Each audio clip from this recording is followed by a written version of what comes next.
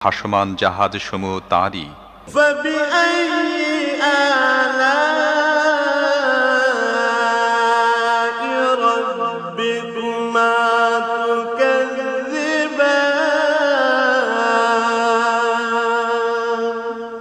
অতএব হে জিন ও মানব জাতি, তোমরা তোমাদের রবের কোন কোন অনুগ্রহ অস্বীকার করবে?